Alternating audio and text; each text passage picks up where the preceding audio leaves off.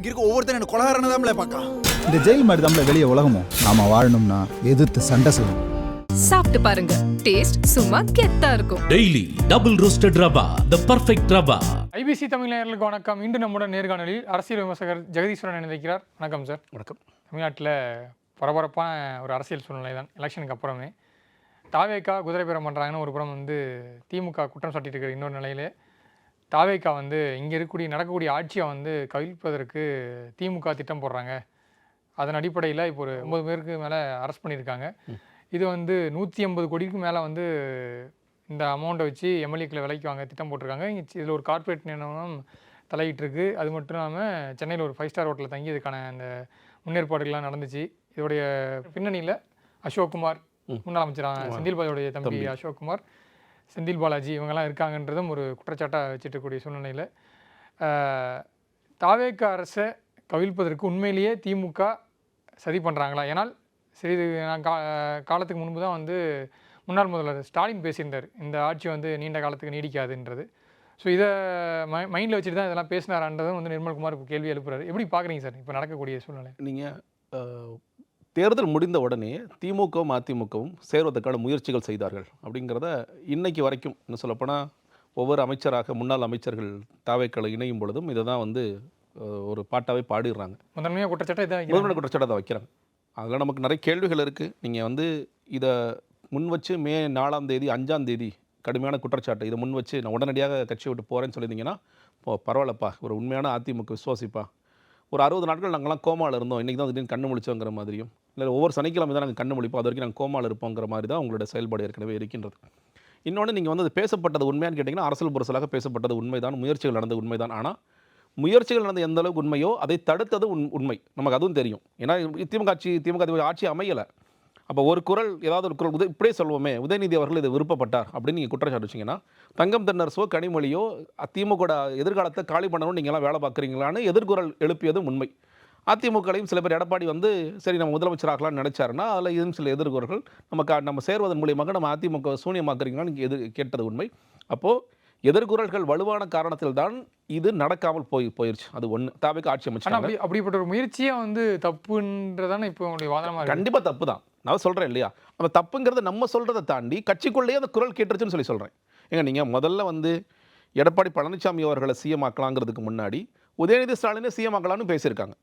Udhayanidhi Stalin CM ஆக்கலாம், எடப்பாடி பழனிசாமியோடைய ஆதரவோடு நம்ம ஆட்சி அமைக்கலாம். இன்னும் சொல்லப்போனால் எடப்பாடி பழனிசாமி மட்டும் விட்டுட்டு 46 எம்எல்ஏக்கள் கிளம்பி இங்கே கொண்டு வரலாம்.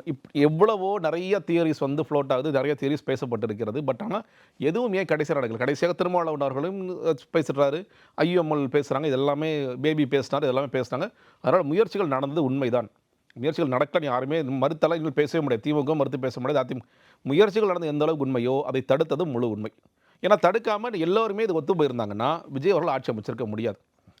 ஒஸ்ட் கேஸில் திருமாவளவன் அவர்களை வலுக்க டைமாக இல்லைங்க, நீங்கள் தாங்க சிஎம் ஆகுங்க, நம்ம 2 பேர் ஆட்சி ஆகும், மக்கள் நம்ம விரோதத்தை சம்பாரிச்சுக்கிறோம்ங்கிறத பார்த்துக்கலாம், விஜய் அவரோட எதிர்காலம் என்ன ஆகுதுங்கிற பார்த்துக்கலாம், நமக்கு பாஜக பேசி நம்ம சமாளிச்சுக்கலாம், ஏதோ ஒரு இடத்துக்கு போயிருக்கும்.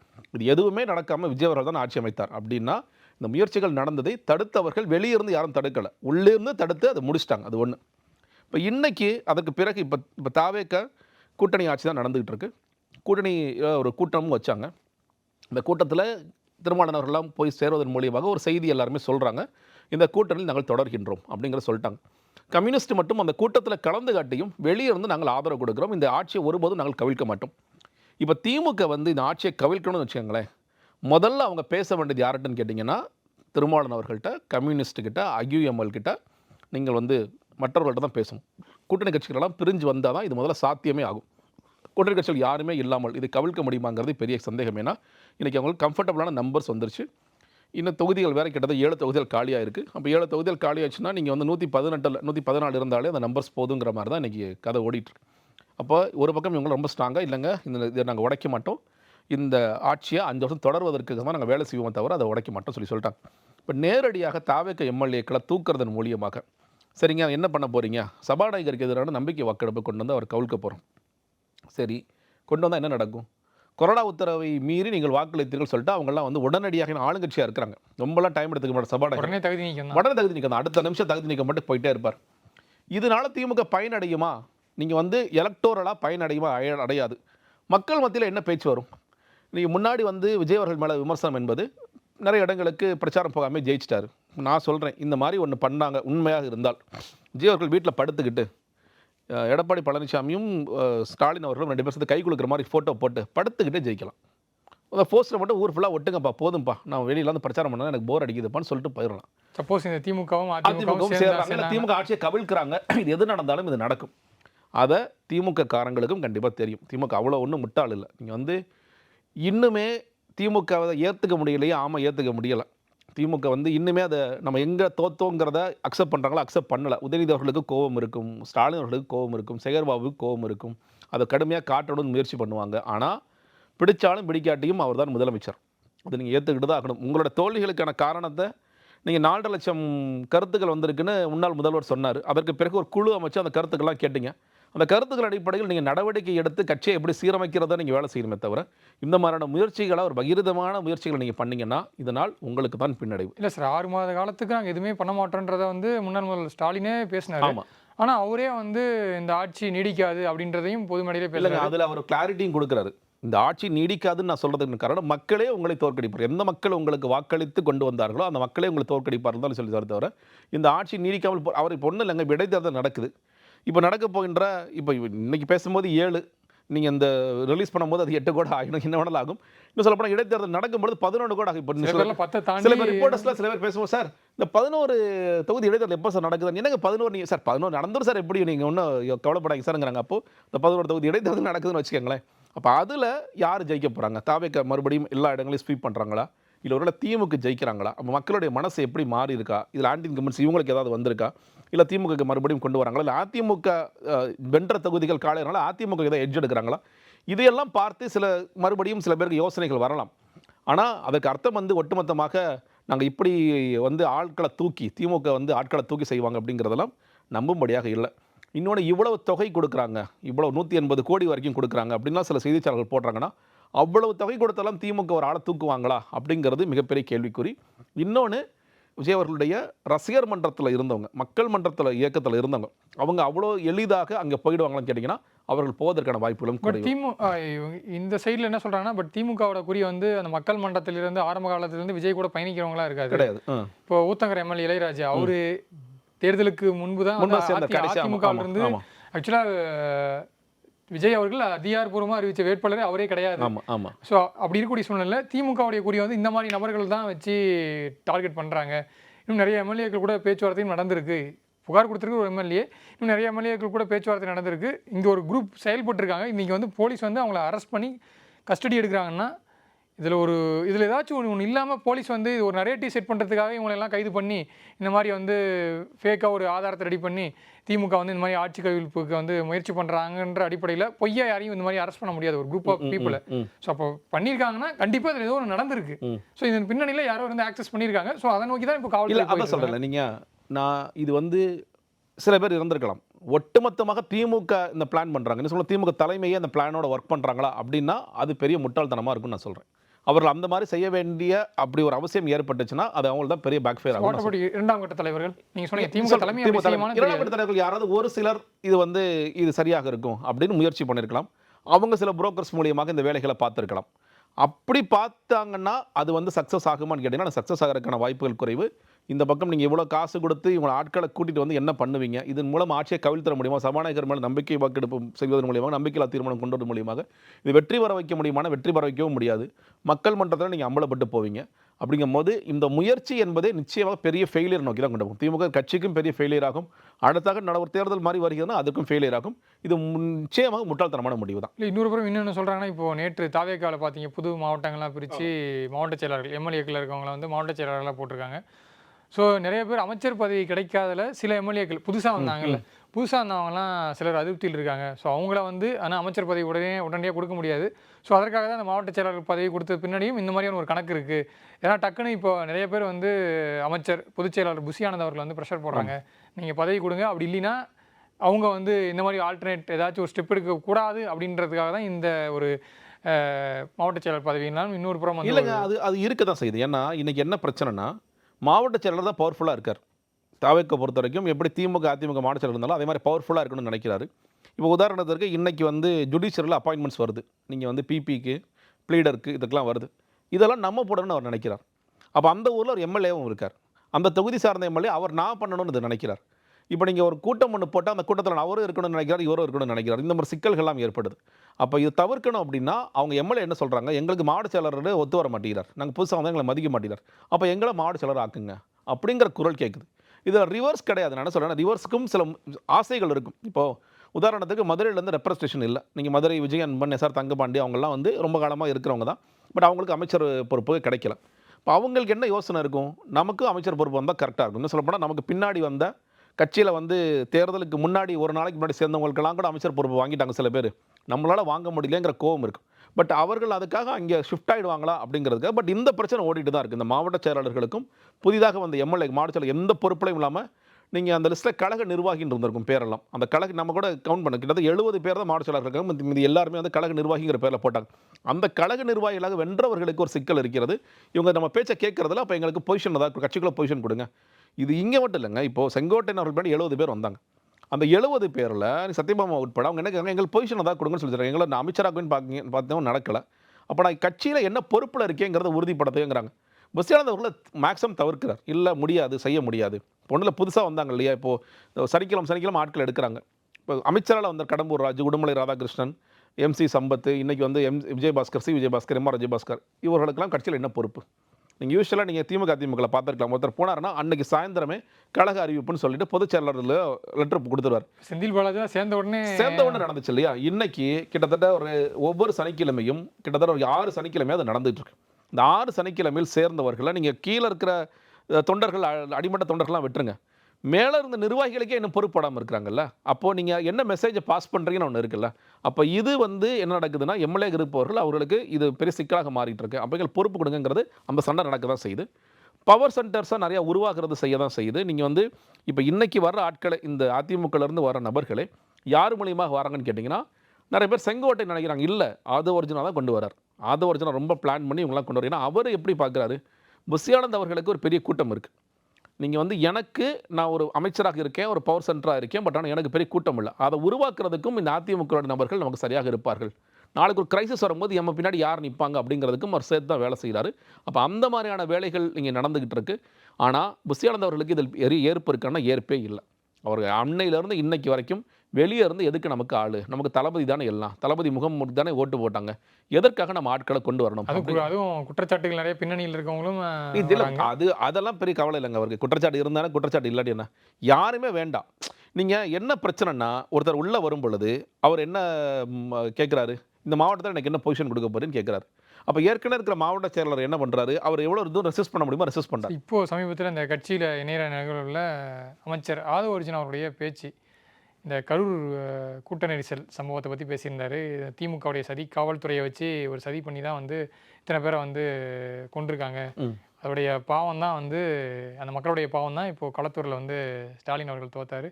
கண்டிப்பாக உங்கள் தலைமுறைக்கும் இது கேட்குன்ற மாதிரிலாம் பேசியிருக்காரு. இப்போது திமுக உச்சநீதிமன்றத்தில் மனு போட்டிருக்காங்க இது இப்படி பேசியிருக்காருன்றது. இது எப்படி பார்க்குறீங்க சார்? இது ஒரு அமைச்சர் பொறுப்பில் இருக்கார். ஏன்னா ஒரு கட்சி நிர்வாகியாக நம்ம ஆட்சிக்கு வரதுக்கு முன்னாடி என்ன பேசலாம், பட் ஒரு அமைச்சர் வந்ததுக்கப்புறம் அவர் பேசுகிறாருன்னா அது வந்து ஒரு அஃபிஷியலான ஒரு ஸ்டேட்மெண்ட்டாக எடுத்துக்கணும். ஏன்னா ஆல்ரெடி சிபிஐ விசாரணையில் இருக்கும்போது ஒரு அமைச்சர் இப்படி பேசுகிறது வந்து எந்த அளவுக்கு சரியாக இருக்குன்றதும் நிறைய பேர் கேள்வி எழுப்புறாங்க. எப்படி பார்க்குறீங்க? இல்லைங்க, இந்த சதியை வந்து வெளிப்படுற இடம் வந்து அந்த கூட்டம் தான். நான் என்ன சொல்கிறேன், திமுக தங்களோட ஆட்சி காலத்தில் அமுதா ஐஏஎஸ் அவங்க, அதே மாதிரி டேவிட்சன் ஆசீர்வாதம், இவங்கெல்லாம் உட்காந்து ப்ரெஸ்ஸில் மினிட் பை மினிட் என்ன நடந்துச்சு அப்படின்னு சொல்லி காமிச்சாங்க. இது மட்டும் இல்லாமல் பல ஊடகங்களும் நிமிஷத்துக்கு நிமிஷம் என்ன நடந்துச்சுங்கிறத காமிச்சாங்க, வெட்ட வெளிச்சமாக காட்டாங்க. இதற்கு அப்புறமா விஜய் அவர்களுடைய வண்டியில் என்னென்ன சிசிடிவி இருக்குன்னு அதெல்லாம் கேப்சர் பண்ணியிருக்கோம், அந்த வீடியோஸ்லாம் கேப்சர் பண்ணிருக்கோம். அது மட்டும் தான் நமக்கு இன்னும் வெளியே தெரியாது. இப்போது இந்த 3மே இருக்க இடம் வந்து தாவேக்கா நமக்கு. ஏன்னா இந்த சிசிடிவி ஃபுட்டேஜஸ் விஜயோட வண்டியில் இருக்கிற சிசிடிவி ஃபுட்டேஜ் நமக்கு தெரியாது, அதுவுமே தாவேக்கிட்ட இருக்குது. நீ சதின்னு ஒன்று நடந்துருச்சுன்னா தயவு செய்து நான் சொல்கிறேன், எல்லாத்தையும் போட்டு காட்டுங்க மக்கள்கிட்ட. நீங்கள் இப்போ நிமிஷத்துக்கு நிமிஷம் திமுக ஃபேக் வீடியோஸ் ரெடி பண்ணிட்டாங்க, இந்த மாதிரி உண்மையான வீடியோஸ் இது தான். மதியழகன் மனைவி சொல்கிற மாதிரி இங்கே பாருங்கள், ஒருத்தர் கத்தி எடுத்து குத்திட்டு இருக்காரு, ஒருத்தர் வந்து ஏதோ ஒரு பவுடர் எடுத்து வீசுறாரு, ஒருத்தர் வந்து இங்கே கலவரம் பண்ணுறாரு, பாட்டில் எடுத்து அடிக்கிறாங்க, செருப்படுத்து அடிக்கிறாங்க. இந்த மாதிரி வீடியோஸ் நீங்கள் போடுங்க. என்னென்ன சதிகள் நடந்ததுங்கிறத ஒட்டுமொத்தமாக கொண்டாங்க. அடுத்ததாக காவல்துறை வச்சானே சதி பண்ணாங்க, அந்த காவல்துறை மேலே ஏன் நடவடிக்கை எடுக்காமல் இருக்கீங்க? அந்த போலீஸ் இன்ஸ்பெக்டர், கான்ஸ்டபிளரி ஃபோர்ஸு, வேறு எஸ்ஐ, எஸ்எஸ்ஐ யாராவது இருந்தாங்கன்னா எல்லாத்தையும் ஒட்டுமொத்தமாக காத்திருப்போர் பட்டியலுக்கு மாற்றுங்க. எல்லாத்தையும் மாற்றுங்க. இல்லை இதற்கு கூட உறுதுணையாக டிஎஸ்பி, எஸ்பிஸ் யாராக இருந்தாலும் அவங்களே பார்த்துங்க. ஆம்புலன்ஸ் டிரைவர்ஸ் யாராவது வேணும்னா, இல்லை ஆம்புலன்ஸ் நிறுவனங்கள் யாராவது வேணும்னு செயல்பட்டாங்கன்னா அந்த ஆம்புலன்ஸ் நிறுவனங்கள் டிரைவர்ஸ் அரெஸ்ட் பண்ணுங்கள். இதெல்லாம் நீங்கள் பண்ணிங்கன்னா பரவாயில்லப்பா, உண்மையிலே வந்து பாருங்கள் எல்லாம் சதிக்கோட்பாடு சும்மா சொல்லலப்பா, தாவேக்கு உண்மை கொண்டு வந்துருச்சு. மறுபடியும்ங்க ஒரு 2 கேள்வி எனக்கு இருக்கிறது. ஒன்று, விஜய் அவர்கள் அவரே சட்டமன்றத்தில் சொல்கிறாரு நம்ம மேலே பழி போட பார்க்குறாங்கன்னு மறுபடியும் சொல்கிறார். எனக்கு என்ன ஒரு கேள்வின்னா, விஜய் அவரோட ஆள் மனசில் அவரே வந்து நம்புறார் போல இருக்கு, நம்ம எந்த தப்புமே செய்யலை நம்புறார் போல இருக்கு. ஏன் சார் நீங்கள் லேட்டாக வந்தீங்க? 8:45க்கு நீங்கள் நாமக்கல்ல இருக்க வேண்டிய விஜய் அவர்கள், தாவேக தலைவர் விஜய் அவர்கள் எதற்காக சென்னை ஏர்போர்ட்டில் 8:45க்கு நின்னார்? அந்த கேள்விக்கு என்ன பதில்? மேலே இருந்து நீங்கள் 10 ரூபா பாட்டில்னு பாடும் பொழுது இறந்துட்டாங்கிறது கண்டிப்பாக யாருக்கும் தெரியாது. ஓகே, நான் ஒத்துக்கிறேன். அங்கே ஒரு பெரிய அசம்பாவிதம் நடக்குதுன்னு உங்களுக்கு தெரியுமா தெரியாதா? இந்த 2 கேள்விகளுக்கு விஜய் மனசாட்சியை தொட்டு பதில் சொல்லட்டும். நீங்கள் இந்த ரெசார்ட்டுக்கு, மகாபலிபுரம் ரெசார்ட்டுக்கு கூட்டிகிட்டு வந்து பேசுகிறவங்களாம் சில பேர் வெளிப்படையாக பேசுனாங்க. அவங்க என்ன சொன்னாங்க? காலை பிடிச்சிட்டு கதறினார். உடனே காலில் 8 பேர் போனால் 8 பேர் மேலே காலில் விழுந்தாருலாம் அன்றைக்கி சொல்லப்பட்டது. அப்போ எதுக்காக விஜய் அவர்கள் அதை செய்யணும்? அப்போது தான் வந்து இதற்கு ஒரு காரணம். நான் சொல்கிறது மறுபடியும் நேரடியாக தாவேக்கு தான் கொலை பண்ணிச்சு. இந்த நான் ஆதவர்ஜினா மாதிரிலாம் பேசலை. அப்போ நம்ம வந்து ரெஸ்பான்சிபிளாக இருந்திருக்கணும், அக்கௌண்டபிளாக இருந்திருக்கணும். நம்ம செய்ய தவறிட்டோன்னு அந்த உணர்வு இருக்கிறனால தான் விஜய் அவர்கள் அதை க்ளோஸ் ரூம்குள்ளே பண்ணுறாருல்ல. நீ க்ளோஸ் ரூம்குள்ளே பண்ணுறது ஒன்றும், வெளிப்படையாக பேசுகிறது ஒன்றும் எப்படி வேறாக இருக்கிற மக்கள். அப்போ வந்து இந்த மக்களை நான் வந்து ஏமாற்ற மாட்டேன், ஆனால் இந்த மக்களை ஏமாற்றுவேன்னு நீங்கள் சொல்கிறீங்களா? அந்த சின்ன குரூப்பை நம்ம ஏமாற்ற பிரச்சனை இல்லை, அவங்கள்ட்ட உண்மையை சொல்லிக்கலாம். பெரிய குரூப்பை நம்ம ஏமாற்றலான்னு பார்க்குறீங்களா? இன்றைக்கி வரைக்கும் அதுக்கு கொஞ்சம் கூட பொறுப்புணர்வை எடுக்க மாட்டேன்னு சொல்வது எப்படிங்கிறது தெரியல. ஆதவர்ஜினா அவர்கள் இன்றைக்கி சொன்ன ஸ்டேட்மெண்ட் உண்மைன்னு அவர் நிரூபிக்கணும்னா, அவர் நிரூபிப்பதற்கு அத்தனை தரவுகளும் அவர்கிட்ட இருக்கின்றது. தயவு செய்து கொண்டு வாங்க. இல்லை கரூர்லேயே கூட போய் விஜய் அவர்கள் போகும்பொழுதே அன்றைக்கி முதல் நாள் கூட போட்டு காட்டுங்க, பாருங்கள் உண்மையில் நடந்தது இதுதான், மக்கள் ஏற்றுக்குவாங்க. இல்லாட்டி மறுபடியும் இந்த பொய் பேசிட்டே இருந்தீங்கன்னா நம்புறவங்க கூட பாருங்கள் பொய் சொல்லி தான் அவங்க ஆட்சிக்கு வந்திருக்காங்கிற மாதிரி போயிடும். ஆதவர்ஜினா அவர்கள் வந்து சட்டமன்றத்திலேயே பேசுகிறத சபாநாயகர் நாளோட ஜெயஸ்ரீ பிரபாரே கண்டிச்சார். அந்த மாதிரிலாம் தப்பான தரவுகள் இல்லாமல் பேசாதீங்கன்னு சொல்லி சொன்னார். இது தொடர்ச்சியாக அந்த வேலைகளை அவர் செஞ்சுட்டே தான் இருக்கார். அவர் வந்து எல்லாமே ஒரே இடம் நினைச்சார். இனிமேல் நம்ம கட்சியில் தான் இருக்கும், என்ன வேணாலும் பேசலாம், என்ன வேணாலும் அடிக்கலான்னு பார்க்குறாரு. அப்படிலாம் பேச முடியாது. அமைச்சருக்கு உண்டான கண்ணியமும் பொறுப்பும் இருக்கிறது. அதை தயவு செய்து உணர்ந்து பேசுங்க. விஜய் அவர்களே பேசும்போது வந்து யாரும் எங்களுக்கு பர்சனலாக எதிரி கிடையாது அப்படின்றதான் வந்து திமுகவே சொல்கிறாரு. ஆமாம். ஆனால் அமைச்சர் ஆதவர்ஜினா நேற்று டிக்ளரே பண்ணிட்டார், நீங்கள் தான் எனக்கு பரம எதிரி, எங்களுக்கு பரம எதிரியே நீங்கள் தான் சொல்லி அளவுக்கு ஒரு ஸ்பீச் கொடுத்துருக்காரு. இப்போது அந்த கூட்டணி கட்சிகள் கூட்டம் நடந்துச்சு, கோவளத்தில் நடந்துச்சு. ஸோ இதன் பிறகு வந்து கூட்டணியில் ஒருங்கிணைப்பாளர் நியமிக்க போகிறாங்க, அந்த கூட்டணிக்கு ஒரு பேரும் சூட்ட போகிறாங்க அப்படின்ற ஒரு எதிர்பார்ப்பு கிளம்பியிருக்கு. ஆனால் அன்றைக்கி அந்த நடந்த கூட்டத்துக்கு அப்புறம் அதை ஒட்டி வேறு எதுவும் வந்து அப்டேட்ஸ் வரல. பேட்டி கொடுத்தாங்க, கூட்டணி கட்சி தலைவர்கள்லாம் பேட்டி கொடுத்தாங்க, ஆனால் அதுக்கப்புறம் எதுவும் வரல. ஸோ இதன் பிறகு எதை நோக்கி போக போகுது சார்? இப்போ திமுக பக்கம் வந்து கூட்டணி கட்சிகள் வந்துட்டாங்க, இனி இந்த கூட்டணி கட்சிகள் தாவேகா பக்கம் ஸ்ட்ராங்காக நிற்க போகிறாங்க அப்படின்றத எடுத்துக்கலாமா? இல்லை வந்து கம்யூனிஸ்டுகள் வெளியிலேருந்து ஒரு ஆதரவு கொடுத்துட்ருக்காங்க, ஆனாலும் இன்னும் கூட்டணியில் காங்கிரஸை தவிர மற்ற கட்சிகள்லாம் வந்து ஒரு சின்ன குழப்பத்தில் இருக்காங்க.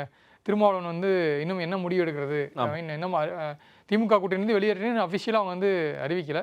ஸோ அதுவும் விரைவில் அறிவிக்க வாய்ப்பு இருக்கா? அதுக்கு முன்னாடி இவங்க எல்லாத்தையும் அக்கோமடேட் பண்ணிடுவாரா ஆதவர்ஜினா அப்படின்ற ஒரு இல்லைங்க. இந்த குழப்பத்திற்கு என்ன காரணங்கிறத நம்ம பார்க்கணும். இந்த குழப்பத்திற்கு முழுக்க காரணம் விஜய் அவர்கள் கொள்கை எதிரின்னு சொன்ன பாஜகவை எதிர்த்து நிற்பாரா, பல்வேறு இஷ்யூஸில் எதிர்ப்பாரா? இப்போ நீங்கள் இந்த ஒரு 30 நாள் டிபேட்ஸ் பாருங்கள். நம்ம திமுக ஆட்சியில் இருக்கும் போதெல்லாம் பாஜகவுடைய விஷயங்கள் நிறைய பேசியிருப்போம். நீங்கள் பாஜக ஒரு கட்சி தமிழ்நாட்டில் இருக்கா அப்படிங்கிற அளவுக்கு மறக்கடிக்கிற மாதிரி நம்ம பேசுகிறதெல்லாம் குதிரை பேரம் நடந்ததா, தாவேக ஆட்களை தூக்குறாங்களா, திமுக ஆட்களை தூக்குறாங்களா, அதிமுக ஆட்கள் ஏன் போகிறாங்க அப்படிங்கிற அளவிற்கு இந்த ஒட்டுமொத்த டிபேட்ஸுமே மாறிடுச்சு. ஸோ இதான் நம்ம போயிட்டுருக்கு. இன்றைக்கி திருமாவளவன் அவர்கள் இப்போ திமுக கூட்டம் எல்லா கட்சிகளும், பிரதானமான கட்சிகள் எல்லாமே திமுக வந்து பாஜக எதிர்ப்பு எடுக்கும் போது அவங்க ஒரு எதிர்ப்பு எடுத்தாங்க. இன்னும் சொல்ல இயல்பாகவே கம்யூனிஸ்ட் வந்து பாஜக எதிர்ப்பில் தீவிரமாக இருந்தாங்க. திருமாவளவன்லாம் இன்றைக்கி நாடாளுமன்ற தேர்தல் ஒன்று நடக்க போகுது அப்படின்னா ஒரு 3 வருஷம் கழிச்சு இந்த தேர்தலில் விஜயோட நிலைப்பாடு என்ன? இந்தியா கூட்டணி கூட்டத்துக்கு விஜய் அவர்களும் போகலை, விஜய் சார்பாகவும் யாரும் போகலை, ஸ்டாலின் சார்பாகவும் யாரும் போகலை. நம்ம பார்க்குறோம். அவங்க ரொம்ப தெளிவாக சொல்கிறாங்க, இல்லைங்க இனிமேல் காங்கிரஸ் கூட நாங்கள் போக முடியாது. இன்றைக்கி வந்து ராகுல் காந்தி வித்தியாசமான, இவர் மாணிக்கம் தாக்கூர் தலைவரான பிறகு அவர் ரொம்ப தெளிவாக இருக்கார். திமுகலாம் நமக்கு வேண்டாப்பா, திமுக என்னைக்கு திராவிடம் வீழ்ந்தது, திராவிடம் முடிஞ்சு போச்சுங்கிற இடத்துக்கு அவர் வந்துட்டார். ஆனால் ராகுல் காந்திக்கு அந்த ஸ்டாண்டில் தான் இருக்காரா? இல்லை. அவர் இந்த கூட்டணியில் ஏன் திமுகவும் இருக்கக்கூடாது, ஏன் வந்து தாவேக்கும் இருக்கக்கூடாது? இன்னும் சொல்லப்போனால் நார்த் இந்தியன் மீடியாவில் நிறைய டிஸ்கஷனில் நானே டிபேட்டில் கலந்துக்கிட்டு மகாராஷ்டிராவில் பேசுகிறாரு. What is the problem in being the same alliance அப்படின்னு கேட்குறாரு. டிவிகேவும் டிஎம்கே இருக்கிற என்னங்க தப்பு, இந்தியா அரசில் இருக்கிற என்ன தப்புங்க? ஏங்க நான் சொல்ல இல்லைங்க, இவங்க 2 பேர் இங்கே எதிரிகளாக இருக்கிறாங்க. கம்யூனிஸ்ட்டும் வெஸ்ட் பெங்காலில் கூட தான் அப்படி இருந்தாங்க, நாங்கள் ஆனால் ஒன்றும் முயற்சி பண்ணலையே, அந்த மாதிரி ஒன்று முயற்சி பண்ணி நாங்கள் கொண்டு வருவோம்னு சொல்லி சொல்கிறாங்க. பட் ரொம்ப தீவிரமாக நீங்கள் சொல்கிற மாதிரி இப்போ ஆதவர்ஜனா பரம எதிரின்னு சொல்கிறாரு, அரசியல் எதிரின்னு சொல்லி டிக்ளேர் பண்ணுறாங்க. அதற்கான வாய்ப்புகள் கண்டிப்பாக இல்லை. காங்கிரஸுக்கு பிரச்சனை இல்லை, காங்கிரஸ் வந்து இவங்களுடைய பயணிப்பாங்க. ஆனால் மற்றவர்களுக்கு இருக்கிற சங்கடம் என்பது திமுக அளவிற்கு மோடி எதிர்ப்பையோ பாஜக எதிர்ப்பையோ விஜய் அவர்கள் பேசுவாரா? அவர் ஒரு விஷயம் சொல்கிறார், நிர்வாக ரீதியாக நாங்கள் அணுக்கமாகத்தான் போவோம், இந்த பிரச்சனை இல்லைன்னு சொல்கிறார். அப்போ பாஜக எதிர்ப்பை மையப்படுத்தாமல் நீங்கள் நாடாளுமன்ற தேர்தலில் எப்படி சந்திப்பீங்க அப்படிங்கிற ஒரு பெரிய கேள்வி குழப்பம் இருக்குது. ஆனால் இது 2 இடத்துல ரிசால்வ் ஆகும். ஒன்று நடக்கப்படுற இடைத்தேர்தல். இடைத்தேர்தலில் திருமாவளவன் அவர்கள் சொல்லப்போனால் கம்யூனிஸ்ட்டு கூட என்ன ஸ்டாண்ட் எடுக்க போகிறாங்க? ஆக்சுவலி கம்யூனிஸ்ட் கூட ஸ்டாண்ட் எடுக்கலாம், நியூட்ரலாக நாங்கள் அந்த பக்கம் இல்லை இந்த பக்கம் இல்லை, தேர்தலை புறக்கணிக்கிறோம், பார்வையாளர்கள் இருக்கோன்னு சொல்லிட்டு போகலாம். திருமாவளவன் அவர்கள் இல்லை நாங்கள் வந்து திமுக பக்கம் நிற்க போகிறோன்னு சொல்லிட்டீங்கன்னா அப்போ அமைச்சரவையில் நிற்கிற வன்னியரசை எதிர்த்து நீங்கள் பேசுவீங்களா அப்படிங்கிற ஒரு கேள்வி ஆகிடும். இல்லை அதற்கு முன்பு அவர் கூட்டணியிலிருந்து வெளியேறிட்டு அதிகாரப்பூர்வமாக அறிவிப்பு வரலான்றதும் ஒரு இல்லை, அதுதான் சொல்கிறேன் இல்லையா, உங்களுக்கு ஒரு பக்கம் அது விருப்பப்படவும் செய்கிறீங்க. நீங்கள் அமைச்சரவையில் நமக்கு யாரும் கொடுக்காத பங்கை நீ கொடுத்துருக்குறாங்க, நம்ம முன் வச்ச கோஷம் வந்து நடந்திருக்குங்கிறதையும் சொல்கிறீங்க. இன்னொரு பக்கம் வந்து திமுக பக்கமும் நம்ம நிற்கணும், நம்ம வந்து இந்த எதிர்ப்புங்கிறத நம்ம பாஜக எதிர்ப்பை ஒரு எடுப்பாராக எடுக்க மாட்டார் குழப்பமும் இருக்குது. அதனால சொல்கிறேன், கிளாரிட்டியாக இடைத்தேர்தலில் அது முடிவுக்கு வரும். அடுத்தது நடக்க உள்ளாட்சி தேர்தலில் இப்போ விஜய் அவர்கள் ஆஃபர் பண்ணலாம், 25 மாநகராட்சி இருக்குது, ஒரு சில மேயர்ஸ் கூட உங்களுக்கு கொடுக்குறோம், சேர்மேன் கொடுக்குறோம், திமுக உங்களை ஏமாத்துறாங்க, நாங்கள் அப்படி ஏமாற்ற மாட்டோம், நீங்கள் வந்து மாடு செயலர்கிட்ட பேசுங்க, அந்தந்த இடத்துல 10% 20% இடம் கொடுக்க சொல்கிறேன் அப்படின்னு கூட பேசலாம். இப்போ இந்தந்த இடங்கள் தான் இது கிளாரிட்டி வரதுக்கான இடமா பார்க்கின்றேன். பட் ஸ்டில் வந்து இந்த கேள்விக்கு விஜய் அவர்கள் பாஜக எதிர்ப்பை பேசுவாரா பேச மாட்டாரா அப்படிங்கிறத பொறுத்து தான் இவங்க தொடர்ச்சியாக இந்த கூட்டணி நீடிப்பார்களா நீடிக்க மாட்டார்களாங்கிறது. விஜய் அவர்களுக்கு இருக்க சிக்கல் என்னன்னு கேட்டிங்கன்னா அந்த கரூர் வழக்கு தான். அந்த கரூர் வழக்கு சிபிஐ வசம் இருக்கின்ற வரைக்கும் பாஜக எதிர்ப்புங்கிறத தீவிரப்படுத்த மாட்டார். அது தலைக்கு மேலே தொக்கின்னு இருக்க கத்தி. நான் பார்க்குறோம் நீ வந்து சிபிஐ அது விசாரணையை துரிதப்படுத்தலை, கோர்ட்டில் போய் இவங்க சப்மிட்லாம் பண்ணணும்னு சொன்னாங்க, அதுவும் நடக்கலை. அப்போ இந்த வழக்கை பாஜக எப்படி நடத்த விரும்புகிறதுன்னு ஒரு பெரிய கேள்வியும் இருக்குது. இந்த குழப்பங்களாம் இருக்கின்ற காரணத்தினால நீங்கள் என்னதான் அமைச்சரவை கூட்டம் நீங்கள் வந்து கூட்டணி கூட்டம்லாம் சொன்னாலும் இது இப்படி தான் ஸ்டேபிளாக இருக்குமா அப்படிங்கிறதுல பெரிய கேள்விகள் இருக்குது. இன்றைக்கி ஸ்டேபிளாக இருக்குது, இது தொடருமா தொடராதாங்கிறத இடைத்தேர்தலில் பெரிய கிளாரிட்டி வரும் நான் பார்க்குறேன். சார் நான் ஒரு புறம் இன்னொன்று என்னன்னா, திமுக மேலே வைக்கக்கூடிய முதன்மையான குற்றச்சாட்டு என்னன்னா, நீங்கள் ஒரு 6 மாதத்துக்கு நீங்கள் கம்முன்னு இருங்க, நீங்களே வந்து ஒரு விஷயத்த சொல்கிறீங்க, அப்படி நீங்களே கொண்டாந்து இங்கே போராட்டமாக நீங்கள் லிட்டரலி நீங்கள் வந்து தாவேக்காவுக்கு ஒவ்வொரு விஷயம் தப்பு பண்ணும்போது நீங்களே ஒரு ஆலோசனை கொடுத்து அவங்கள வந்து கரெக்ட் பண்ணிட்டு இருக்கீங்க அப்படின்றது வந்து திமுக மேலே வைக்கக்கூடிய ஒரு முதன்மையான குற்றச்சாட்டாக இருக்குது. அது எப்படி பார்க்குறீங்க சார்? திமுக இதில் ரொம்ப நீங்கள் சொன்ன மாதிரி அவங்க வந்து ஒரு மாதிரி அந்த தோல்வியை ஏற்றுக்க முடியாமல் ஒரு மாதிரி ரெஸ்ட்லெஸ்ஸாக இருக்காங்க அப்படின்றத எடுத்துக்கலாமா? ஏன்னா இங்கே இருக்கக்கூடிய முன்னாள் அமைச்சர்களிருந்து எல்லாருமே அப்படி தான் இருக்காங்க, பயங்கர ரெஸ்ட்லெஸ்ஸாக இருக்காங்க. அதான் சொல்கிறேன் இல்லையா, உண்மையிலேயே இப்போ 4 லட்சம் கருத்துக்கள் வந்துச்சு, இந்த குழு ஒன்று கொடுத்தாங்க, ஆன்லைனில் நாங்கள் பேசினோம், பென் டீம் ஒரு கருத்து கணிப்பு நடத்துனாங்க, அவங்க ஜென்சி இதெல்லாம் பண்ணுறாங்கல்ல. இதில் தயவு நீங்கள் இன்னொன்று அதாவதுங்க, ஊழல் நடந்துச்சா நடக்கலையா அப்படிங்கிறது ஊரறிந்த ரகசியம். நீங்கள் பள்ளிக்கல்வித்துறையில் ஊழல் நடந்துச்சா, அரசகுமார் வாங்கினாரா? நான் சொல்கிறேன் ஆமாம் அரசகுமார் வாங்கினார். இப்போ இல்லை, அவர் இப்போ ரொம்ப வருஷமாக வாங்கிட்டு இருக்காரு. திமுகவில் முன்னாடி இருக்கும்போது வாங்கினார், பாஜகவில் இருக்கும்போது வாங்கினார்.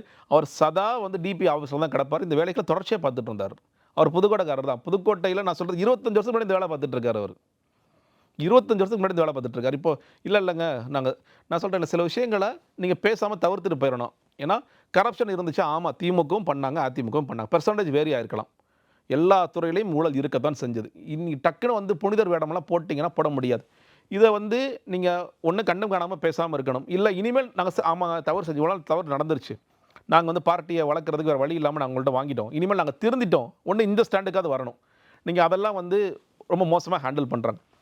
இன்னொரு பக்கம் வந்து நீங்கள் இப்போ இந்த ஷரத் அவர்களோட விஷயம் ஒன்று வந்துச்சு, இதுக்கு போராட்டம் அளவிற்கு போகணுமா? நீங்கள் சோஷியல் மீடியாவில் வந்துச்சு பார்க்குறாங்க, மக்களே முடிவு செஞ்சுக்கணும். இது என்ன எடுத்து கேட்டிங்கன்னா, சோஷியல் மீடியாவில் இவங்க போராடினதுக்கு பிறகு மக்கள் சொல்கிறாங்க, சார் அப்போ இப்போ தெரிஞ்சு போச்சுங்க, சரத் நல்லவர் தாங்க, திமுக தான் போராடுதில்லை. அதான் சொல்கிறேன், இது தேவையற்ற போராட்டங்க. இந்த போராட்டம் என்பது தேவையற்ற போராட்டம். இந்த போராட்டத்துக்கு அனுமதி கிடைக்கல, நாங்கள் சண்டை போட்டோம், இது பண்ணோம், இது மக்கள் பிரச்சனையா? முதல்ல நீங்கள் கட்சி ரீதியாக உங்கள் நடவடிக்கை எடுக்கிறாங்களா எடுக்கலான்ங்கிற பாருங்கள், சட்டமன்றத்தில் பேசுங்க, விவாதங்களில் பேசுங்க, அதெல்லாம் பண்ணுங்கள். இது போராடி தீர்க்க வேண்டிய அளவுக்கு மக்கள் பிரச்சனையா? மின்வெட்டுக்காக நாங்கள் போராடினோம், நீங்கள் ஓகே, இல்லை சட்டம் ஒழுங்கு பிரச்சனை மோசமாக இருக்குது, அதுக்காக நாங்கள் ஒரு ஆர்ப்பாட்டம் வச்சோம், அது ஓகே, நீங்கள் அதை துரிதப்படுத்துங்க அப்படிங்கிற பெண்களுக்கான பாலியல் பிரச்சனைகள் இருக்குது, அதுக்காக நீங்கள் செய்கிறதுங்கிறது ஓகே. இந்த மாதிரி அர்த்தமற்ற போராட்டங்களுக்கு நீங்கள் வந்து இவ்வளோ தூரம் மெனக்கட்டுறது அப்படிங்கிறதுல பெரிய குழப்பம் இருக்குது. நீங்கள் உண்மையிலே செய்ய வேண்டியது என்பது, ஆமாம் இந்த தோல்விக்கான காரணங்கள் இதுதான், இந்த நாங்கள் ஒத்துக்கிட்டோம், இன்னுமே நம்ம வந்து ஆணவமாக நீங்கள் இருந்தீங்கன்னா அந்த ஆணவத்திற்கு பதில் வேறு மாதிரி தான் கிடைக்கும். அது இன்னுமே அவங்களுக்கு புரிய மாட்டேங்குது. நம்மள்ட்ட வந்து ஒரு திமிர்த்தனம் இருக்குது, ஒரு ஆணவம் இருக்குது. அந்த ஆணவத்தை நம்ம உடச்சி நம்ம ரொம்ப சாமானியர்களுக்கான கட்சியாக மாறணுங்கிறதே அவங்களுக்கு இன்னும் வரல. இந்த இப்போ மறுசீரமைப்பு குழுலாம் போட்டிருக்காங்க. இங்கே இருக்கக்கூடிய மாவட்ட செயலாளர்லேருந்து முன்னாள் அமைச்சர் வரைக்கும் கடந்த காலங்களில் அவங்க எப்படி மக்கள்கிட்ட பப்ளிக்கில் ரியாக்ட் பண்ணாங்கன்றது வரைக்கும் நீங்கள் இப்போ ஒரு முதன்மையான குற்றச்சாட்டாக இருக்குது. கட்சிக்காரங்களே அவங்க வந்து மதிக்கலைன்றதான் இன்னும் பிரதானமான குற்றச்சாட்டாக இருக்குது. ஸோ இது இவ்வளோ விஷயங்கள் இருக்கும்போது இவங்க வந்து இதை கையில் எடுத்து பண்ணுற இந்த டைமில் அதுக்கு வேலையும் கிடையாதாங்க. நீங்கள் இந்த உண்மையிலே சொல்கிறேன், எவ்வளவோ அற்புதமான கருத்துக்கள் எனக்கு தெரிஞ்ச நண்பர்கள் நிறைய பேர் எனக்கு காமிச்சாங்க. இந்த கருத்துக்கள்லாம் சொல்ல ரொம்ப நியாயமான கருத்துக்கள். இன்னும் சொல்லப்போனால் நீங்கள் வந்து இந்த இளைஞர்கள்ட்ட எப்படி கட்சியை கொண்டு போய் சேர்க்கணும், அதற்கு நம்ம என்ன வேலை செய்யணும் அப்படிங்கிற விஷயங்கள் முதற்கொண்டு பல பேர் சொல்லுங்கள். அதையெல்லாம் எடுத்து நீங்கள் வேலை செய்ய வேண்டிய அவசியம் இருக்குது. அதை விட்டுட்டு நீங்கள் தொடர்ச்சியாக தாவேக்க எதிர்ப்புங்கிற பேரில் முட்டாள்தனமான சில வேலைகள். ஏன்னா இன்னைக்கு எல்லாமே மக்கள்கிட்ட எக்ஸ்போஸ். நீங்கள் தாவேக்க இது எலெக்ஷனுக்கு முன்னாடி பண்ணியிருக்கணுன்ற முன்னாடி பண்ணிருக்கணும். இல்லை இப்பயுமே சொல்கிறேன், நீங்கள் வந்து நீங்கள் செய்ய வேண்டியது உங்கள் கட்சியில் என்ன சிக்கல் இருக்குது. நீங்கள் ஒன்றும் இல்லைங்க, இப்போது எலெக்ஷனுக்கு முன்னாடி ஸ்டாலின் அவர்கள் சொன்னார், எந்த மாவட்ட செயலாளர் வந்து அவருக்கு உட்பட்ட தொகுதிகளை தோக்குறாரோ அவர் நீக்கிடுவோம், ஏதோ நடவடிக்கை எடுப்போம். நீங்கள் சேகர் பாபு இன்னும் பக்கத்தில் தாங்க வச்சுட்டு இருக்கீங்க. உங்களே தோக்கடிச்சிட்டாரு. அவர் மேலே என்ன நடவடிக்கை எடுக்கவே முடியாது அவங்களால. அப்போ நீங்கள் அப்போ சேகர்பாபு நடவடிக்கை எடுக்க முடியாது. வேற மாவட்ட இன்னொரு விதமாக சொல்கிறாங்க சார், என்னன்னா இப்போ நடவடிக்கை எடுத்துடலாம். அப்படி எடுக்க மாதிரி இருந்தால் நீங்கள் நிறைய கணிசமான தொகுதியில் தோற்றுருக்காங்க. அங்கே வந்து நிறைய இடத்துல 3வது இடத்துக்கு போயிருக்காங்க திமுக. இப்போ அந்த மாவட்ட செயலாம் நீக்கினா இன்னைக்கு அதிமுக ஒரு கதி ஏற்பட்டுருக்குல்ல. ஆமாம், டக்குன்னு அவங்க வந்து இல்லை சரி நீங்கள் நீக்கிட்டீங்களா, ஓகே, அதில் ஒரு 5 மாவட்ட செயலாளர் 2 பேர் தாவேக்க பக்கம் தாவனாங்கன்னா அது இன்னும் கட்சிக்கு இன்னொரு பின்னடைவாக போயிடும். ஸோ அதனால் இப்போ இந்த சமயத்தில் நம்ம வந்து அமைதியாக இருந்துட்டு இன்னும் வர காலக்கூடிய அட்லீஸ்ட் நீங்கள் பவர் சேர்த்து கொஞ்சம் குறைக்கணும்ல. நீங்கள் இன்னும் சொல்கிறேன், நீங்கள் சொன்னாங்க 2 மாவட்டத்துக்கு ஒரு மாவட்ட செயலர் உருவாக்க போகிறோன்னு சொல்லி சொல்கிறாங்க. இளைஞர்களுக்கு நிறைய வாய்ப்புகள் கொடுக்க போகிறோன்னு சொல்லி சொல்கிறாங்க. அந்த ரிஃபார்ம்ஸ் பண்ணுங்க. இளைஞர்கள் வாய்ப்பு கொடுக்க போகிறேன். இப்போ 2 மாதமாக என்ன பண்ணிகிட்டு இருக்கீங்க? ஒரு விஷயமும் பண்ணலை. நீங்கள் பெண்களுக்கான வாய்ப்புகள் கொடுக்குறதுக்கு என்ன வேலை பண்ணுறீங்க? அது பண்ணலை. இன்னொன்று நீங்கள் பாருங்கன்னா, கிட்டத்தட்ட இப்போ கனிமொழி போன்றவர்கள் கொஞ்சம் தெளிவானவங்க தான். அவங்களே வந்து இப்போ தூத்துக்குடியில் ஒரு பஸ் ஸ்டாண்டில் ஒரு பிரச்சனை ஏற்படுது. நீங்கள் நம்ம முதல்வர் இருந்தால் செஞ்சு கொடுத்துருப்பார். இது பதிலா? அந்த தொகுதிக்கு ஸ்டில் நீங்கள் தான் எம்பி. உங்கள் எம்எல்ஏ இப்போ ஒரு 10 அடி தூரத்தில் நிற்கிற அவரால் பஸ்ஸை நிப்பாட்ட முடியாதா? அப்போ மக்கள் யோசிப்பா, அப்பா அடுத்த தடவை இவங்களை குத்தி விடுப்பா, காலி பண்ண. தாவேக்கவே எல்லா இடத்துலையும் இருந்து அப்போ நீங்கள் அந்த இடத்துல வர்ற ஸ்ரீநாத் வந்து பஸ்ஸு நிற்க வைக்கிறேன், நான் 3 நாள் கழிச்சு மறுபடியும் வந்து ரிவ்யூக்கு வரேன், ஆய்வுக்கு வரேன்னு சொன்னால் மக்கள் என்ன பண்ணுவாங்க? ஓகேங்க, தாவேக்க கரெக்டாக ஆட்சி செய்கிறாங்க. நீங்கள் கோபம் இருக்கலாம், அதான் சொல்லலை. கோவத்தில் வந்து எப்படி இந்த விஷயத்தை ஹேண்டில் பண்ண கனிமொழி அவர்களுக்கே தெரியலை. மற்றவங்க நம்ம என்ன சொல்கிறோம், ஓரளவுக்கு இவங்க தான் தெளிவாக இருக்காங்க, இந்த மாதிரி தப்பு பண்ண மாட்டாங்க நினைக்கிறவங்களே இவ்வளோ மோசமாக இருக்காங்க. இப்போ இவர்களுக்கு கடுமையான கோபம் இருக்குது. நீங்கள் இந்த கோவத்தோடு இதை நீங்கள் வந்து அப்ரோச் பண்ணிகிட்டே இருந்தீங்கன்னா எதுவுமே சரியாக வராது. ஆமாம், நம்ம தோத்துட்டோம், வேறு வழியில் தோத்துட்டோம். நம்ம இன்னும் சொல்லப்போனால் 6 மாதம் இதெல்லாம் கணக்கில் 5 வருஷத்துக்கு நம்ம வேலை செய்யணும். இஷ்யூ பேஸ்டாக ஒர்க் பண்ண வேண்டிய அவசியம் இருக்குது. நீங்கள் இன்னொன்று இப்போ அரித்மெட்டிக்காக நிறைய பிரச்சனைகள் இருக்குது. நீங்கள் தலித் ஓட்ஸ் போயிடுச்சு, இஸ்லாமியர்கள் ஓட்ஸ் போயிடுச்சு, கிறிஸ்டியன் ஓட்ஸ் போயிடுச்சுங்கிற ஒரு பார்வை இருக்குது. அப்போ கிட்டத்தட்ட 30% விஜய் பக்கம் தான் இருக்கிறது அப்படின்னு. ஆனால் நீங்கள் நல்லா யோசிச்சு பாருங்க, 2026 நம்ம இதே தான் பேசணும், இந்த அரித்மெட்டிக் வச்சு தான் பேசணும். நிறைய ஆய்வாளர்கள் என்ன சொன்னாங்க, ஒரு 10% திமுக குறைஞ்சா கூட பரவாயில்லைங்க, அவங்க 40 வந்துடுவாங்க, 35 வந்துடுவாங்க. அப்போ அதெல்லாம் உடஞ்சது இல்லை. அப்போ மக்களை பொறுத்த வரைக்கும் நீங்கள் பிரச்சனைகள் மையப்படுத்தி நாங்கள் வாக்களிக்கிறோம் சொல்லி வர்றாங்களே, அப்போ அதை நம்ம எப்படி கொண்டு வரணும் தானே திமுக வேலை செய்யணும். அதை விட்டுட்டு மறுபடியும் நீங்கள் தப்பான அமைச்சர் ரீல்ஸ் போடுறாங்க, இந்த அமைச்சர் மறுபடியும் நீங்கள் சோஷியல் மீடியா, இன்ஸ்டாகிராம், ரீல்ஸ் இப்படி பேசிகிட்டே இருக்கிறதுனால எந்த பிரயோஜனமும் இல்லை.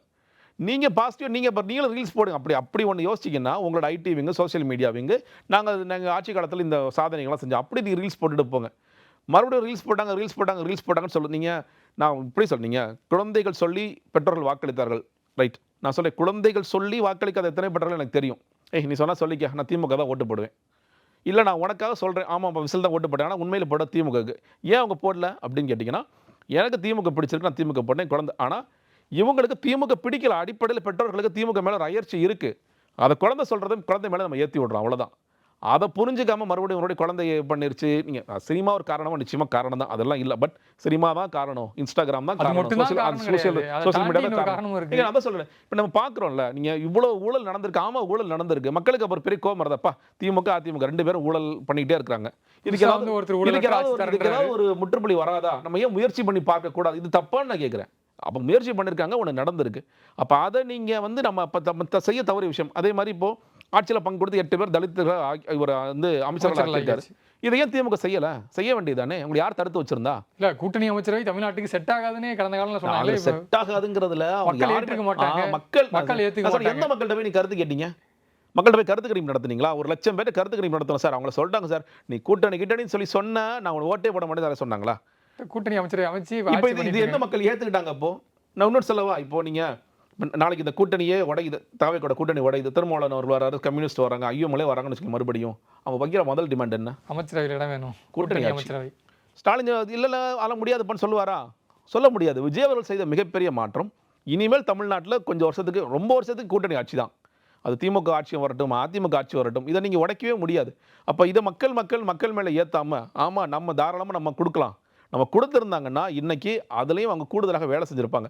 நீங்கள் ஒரு பக்கம் சீட்டும் கம்மியாக கொடுப்பீங்க, எங்களுக்கு வந்து அமைச்சரில் பங்கும் கொடுக்க மாட்டீங்க, எங்கள் 2-3 வாரிய போஸ்ட்டு கேளுங்கன்னா அதுவும் கொடுக்க மாட்டீங்க, உள்ளாட்சி தேர்தலில் நீங்கள் ப்ராமிஸ் பண்ணுவீங்க உங்களுக்கு நான் துணை மேயர் கொடுக்குறேன்னு அதையும் திமுக வந்து பிடிங்குவான். அப்போ நீங்கள் எந்த மரியாதை கொடுத்தீங்க அப்படிங்கிறது. இன்றைக்கி அவங்களுக்கு மரியாதை கிடைக்கிது, அமைச்சரோட இடம் கிடைக்கிது, நாளைக்கு உங்களுக்கு வந்து உள்ளாட்சி தேர்தலையோ நாடாளுமன்ற தேர்தலையோ சொல்ல அவங்க காப்பாற்றுவாங்கன்னு ஒரு பெயர் இருக்குது. அப்படி இருக்கும்போது அதை தானே ப்ரிஃபர் பண்ணுவாங்க அவங்க. இதெல்லாம் நாங்கள் செய்ய மாட்டோம். ஆனால் வந்து இப்போ இன்னொரு டயலாக் ஆசா சொல்கிற மாதிரி நம்ம ஏன் ஆட்களே இல்லாமல் நிற்கக்கூடாது? நில்லுங்க தாராளமாக நில்லுங்க. அதுக்கு முன்னாடி வேலையை செய்யணும்ல. நீங்கள் வேலையை செய்ய மாட்டோம், ஆனால் நீங்கள் நிற்கிறனால என்ன பிரயோஜனம்? இது இன்னுமே திமுக ரியாலிட்டிக்கு வரவே இல்லை. திமுக ரியாலிட்டிக்கு வராமல் இந்த எலெக்ஷன்ஸை ஃபேஸ் பண்ணுறதுங்கிறது மறுபடியும் பெரிய உங்களுக்கு இந்த இடைத்தேர்தல் சொல்கிறேன். நீங்கள் ரியாலிட்டிக்கு வந்து பிரச்சனை என்ன, எந்த பிரச்சனை கையில் எடுக்கணும், எந்த பிரச்சனை கையில் எடுக்கக்கூடாது அப்படிங்கிறதுல கிளாரிட்டி வராத வரைக்கும் தாவேக்கா தான் வெற்றி பெற வாய்ப்பு இருக்குது. கண்டிப்பாக சார், பொறுத்து வந்து பார்க்கலாம். ஒரு பக்கம் குதிரை பேரம் 2 கட்சிகளும் சொல்லிட்டு இருக்காங்க, இன்னொரு பக்கம் டிவிஎஸ்சி ரைட் நடத்தி வழக்குகள் பதிஞ்சிட்டு இருக்காங்க. அடுத்தடுத்து தமிழ்நாட்டு அரசியலில் பரபரப்பாக தான் இருக்க போகுது. நேரம் ஒதுக்கி இது குறித்து நிறைய தகவலை பறந்துட்டீங்க. நேரத்திற்கு நன்றி சார். இங்க இருக்க ஒவ்வொருத்தரும் எனக்கு கொலகாரனை தான்ல பார்க்கலாம்.